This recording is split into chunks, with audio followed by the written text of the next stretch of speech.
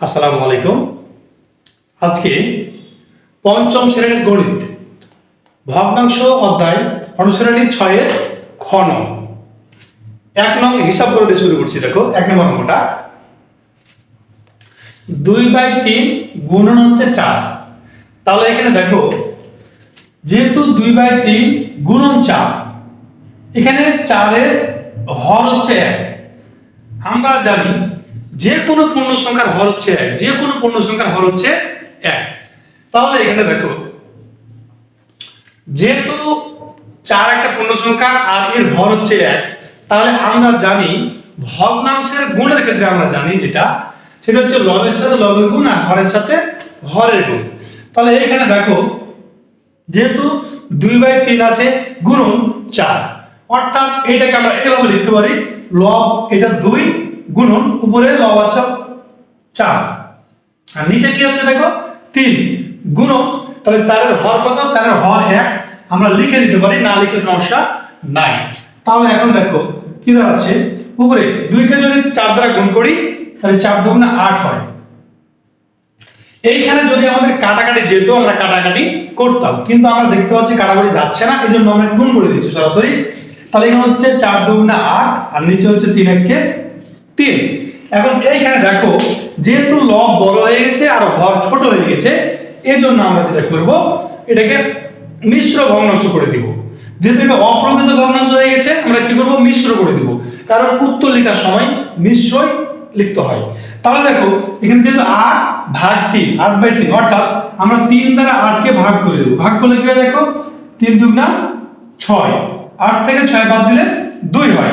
তাহলে আমরা ফলাফল লেখার সময় ভুল করে থাকি, যেটা দেখো ফলাফল লেখার সময় আমরা যেটা করব, এই যে ভাগফলটা বলতে পূর্ণ সংখ্যার জায়গায়, আর এই যে ভাগশেষ বসে যাবে লবে, ভাগশেষ বসে যাবে লবে। আর 3 আছে না, এই 3 হবে হর, অর্থাৎ হর 3 ছিল 3ই থাকবে, হরের কোনো পরিবর্তন হবে না। তাহলে 1 নং অঙ্কের এটাই ছিল কি সমাধান, উত্তর। তাহলে এটা হচ্ছে আমাদের উত্তর। এবার 2 নং অঙ্কে চলে আসি। দেখো 2 নম্বরটা 3/5 গুণন 3। এটাও একই রকম অঙ্ক, অর্থাৎ আমরা লবের সাথে লবের গুণ করব আর হরের সাথে হরের গুণ করব। তাহলে দেখো সমান, তাহলে লব কত 3, এখানে গুণন এখানে হচ্ছে লব 3, তাহলে নিচে হর কত 5 আর এইখানে 3 এরও কিন্তু হর 1। এখন যেটা হচ্ছে দেখো, তাহলে উপরে 3 3 9 আর নিচে হচ্ছে 5 1 5। এখানেও কিন্তু আমরা দেখতে পাচ্ছি যে লব বড় হয়ে গেছে আর হর ছোট হয়ে গেছে। তাহলে আমরা কি করব, ভাগ করে দেব। ভাগ করে দিই 9, তাহলে 5 দুগুণা 5 কে যদি আমরা 2 দ্বারা গুণ করি তাহলে কি হয় 10 হয়ে যায়। তাহলে 10 দ্বারা গুণ করা যাবে না, আমরা 1 করব, 5 1 5। তাহলে ফলাফল কত দাঁড়ালো, ভাগশেষ হচ্ছে 4, ভাগশেষ 4। তাহলে এখন দেখো যেটা আমরা লিখবো, তাহলে ভাগফল হচ্ছে 1 আর ভাগশেষ 4, এটা হয়ে যাবে লবে আর হর যা ছিল তাই থাকবে। এখন 3 নং অঙ্কটা দেখো, 3 নং অঙ্ক কিন্তু ঠিক একই রকম এখানে। তাহলে লবের সাথে লবের গুণ 5 গুণন হচ্ছে 3 আর হরের সাথে হরের গুণ গুণন হচ্ছে 1। এইখানে আমরা দেখতে পাচ্ছি যে এই 3 আর এই 6 কাটাকাটি যাবে। কেন দেখো, আমরা জানি লব আর হরকে একই সংখ্যা দ্বারা যদি ভাগ করা হয় তাহলে অবশ্যই কাটাকাটি যাবে। অর্থাৎ এখানে দেখো হরকে যদি 3 দ্বারা ভাগ দিই, লবকে আমরা 3 দ্বারা ভাগ দিতে পারবো, অর্থাৎ 6 কে কিন্তু 3 দ্বারা ভাগ দেওয়া যাবে, অর্থাৎ 6 কে 3 দ্বারা ভাগ দিলে 2 হয়। তাহলে যেহেতু 6 কে আমরা 3 দ্বারা ভাগ করেছি, আমরা লবকেও 3 দ্বারা ভাগ করব, তাহলে 3 কে 3 দ্বারা ভাগ দিলে 8 পাই। তাহলে কি হচ্ছে দেখো, উপরে হচ্ছে 5 আর নিচে হচ্ছে 2 1 2। যেহেতু এটাও মিশ্র ভগ্নাংশ হয়ে গেছে, অপ্রকৃত ভগ্নাংশ হয়ে গেছে, আমরা কি করব, মিশ্র ভগ্নাংশ করে দিব।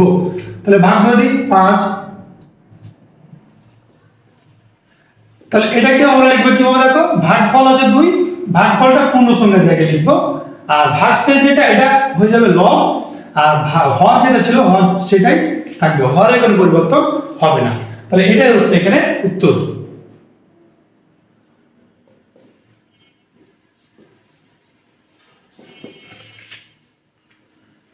তাহলে এবার দেখো 4 নং অঙ্কটা, এই 4 নংটাও কিন্তু ঠিক আগেরটার মতো। এখানে দেখো সমান তাহলে ভগ্নাংশের গুণের সময় লবের সাথে লবের গুণ, হরের সাথে হরের গুণ। এখানে লব আছে 1, 1 গুণ করলাম, আর এই 9 কিন্তু লব, আর নিচে হর আছে 6 গুণন, এইখানে দেখো 9 এর কিন্তু হর 1 আমরা লিখে দিলাম। এখন দেখো এইখানে কিন্তু আমরা উপর নিচে কাটাকাটি করতে পারবো, অর্থাৎ হরকেও 3 দ্বারা ভাগ যাচ্ছে, লবকেও 3 দ্বারা ভাগ যাচ্ছে। তাহলে আমরা দুইটাকে 3 দ্বারা ভাগ দিতে পারি। দেখো 6 কে 3 দ্বারা ভাগ দিলে 2 পাওয়া যায়, আর 9 কে 3 দ্বারা ভাগ দিলে 3 পাওয়া যায়। তাহলে কি দাঁড়াচ্ছে, উপরে হচ্ছে 3, 3 কে যদি 1 দ্বারা গুণ করি 3 1 3, আর 2 কে যদি 1 দ্বারা গুণ করি 2 1 2। তাহলে আমরা কি করব, 2 দ্বারা 3 কে ভাগ করে দেব, যেহেতু এটা অপ্রকৃত হয়ে গেছে আমরা মিশ্র করে দিব। তাহলে 2 1 কে 2, বিয়োগ করলে 1 পাওয়া যায়। তাহলে আমাদের ফলাফল হচ্ছে কি 1 পূর্ণ, এই ভাগশেষ হবে লবে, আর হর হর 2 ছিল 2 থেকে যাবে, এটা হচ্ছে কি উত্তর। এবার আমরা চলে আসি 5 নং অঙ্কতে। 5 নম্বরটা দেখো, এখানে কিন্তু হর দেওয়াই আছে, এর আগের গুলোতে হর 1 থেকে 4 পর্যন্ত পরের যেটা সংখ্যা সেটাতে হর দেওয়া ছিল না, কিন্তু এইখানে দেখো পরেরটাতে কিন্তু হর দেওয়া আছে। তো আমরা কি করব, লবের সাথে লবের গুণ 5 গুণন 2 7 গুণন 7। তাহলে এখানে যেহেতু উপর নিচে কাটাকাটি যাচ্ছে না, তাহলে আমরা গুণ করে দেব। তাহলে 5 2 না 10, আর নিচে হচ্ছে 7 7 49। যেহেতু এটা প্রকৃত ভগ্নাংশ আর কাটাকাটি আমাদের যাচ্ছে না, অর্থাৎ লঘিষ্ঠ করা যাচ্ছে না, এটাই থেকে গেল আমাদের কি উত্তর। এবার 6 নং অঙ্কটা দেখো, 6 নংটা 5 নম্বরের মতো। তাহলে দেখো সমান, এটাও লবের সাথে লবের গুণ, আর হরের সাথে হরের গুণ। তাহলে কি হচ্ছে দেখো, এখানে কিন্তু কাটাকাটি যাচ্ছে না, তাহলে কি করব, 3 3 কে 9, আর 4 8 কে 32। তাহলে এইখানে দেখো, এখানে কিন্তু আমরা লঘিষ্ঠকরণ করতে পারছি না, তাহলে এটাই হলো আমাদের অ্যান্সার।